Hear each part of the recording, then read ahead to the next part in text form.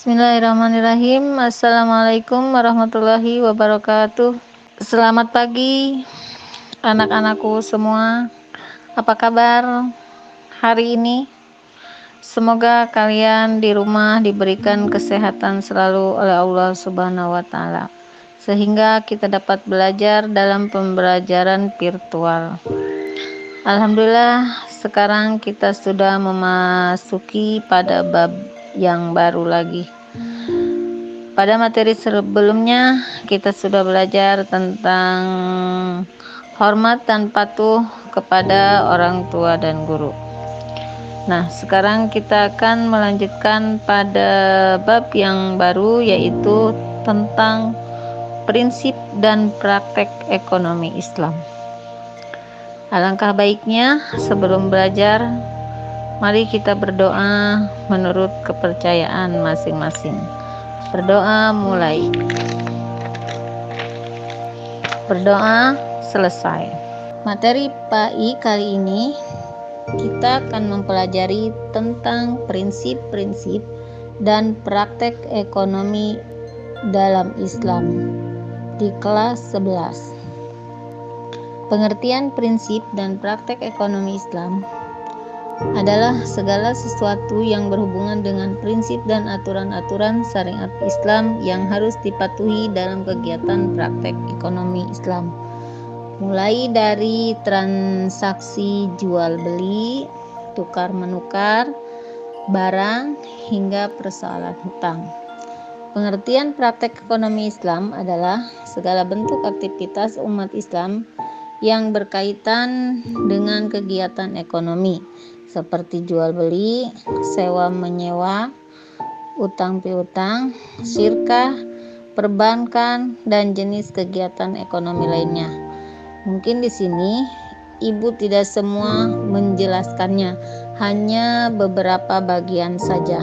Tujuan prinsip dan praktek ekonomi Islam: pertama, agar manusia dapat melakukan kegiatan ekonomi secara Islam. Kedua, agar manusia dapat saling memberikan manfaat kepada manusia lain. Yang ketiga, agar manusia dapat mencapai kesejahteraan di dunia dan akhirat.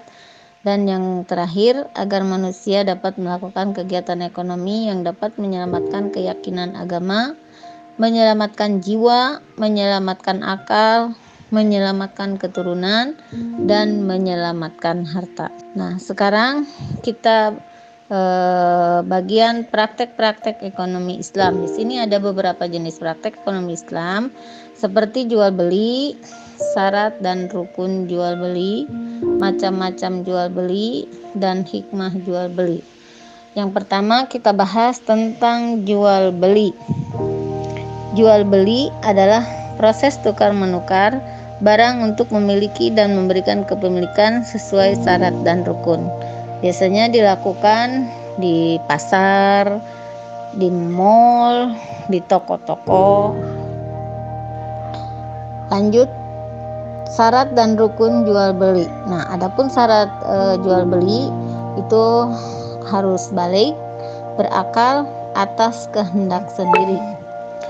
Dan barang yang dijual belikan harus memenuhi persyaratan sebagai berikut.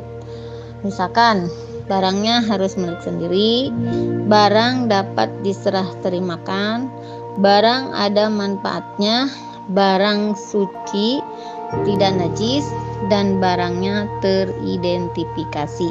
Nah, di sini hikmah jual beli. Hikmah jual beli itu dapat memenuhi kebutuhan hidup manusia, dapat membuka peluang pekerjaan, dapat menggerakkan ekonomi umat Islam. Nah, setelah kita mempelajari dari awal sampai akhir, itu ada hikmahnya.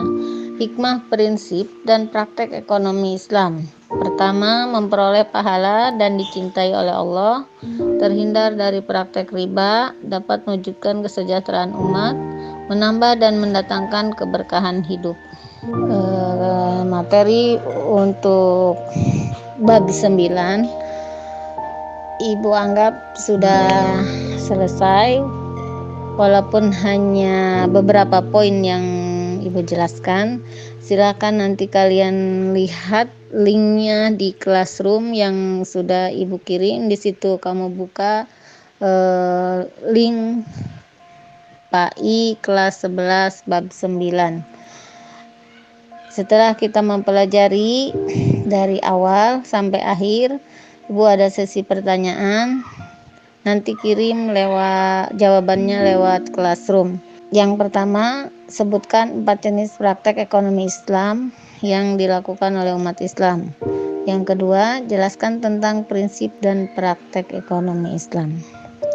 Nah, itulah yang Ibu sampaikan hari ini. Semoga di lain waktu kita dapat berjumpa kembali. Terima kasih. Assalamualaikum warahmatullahi wabarakatuh.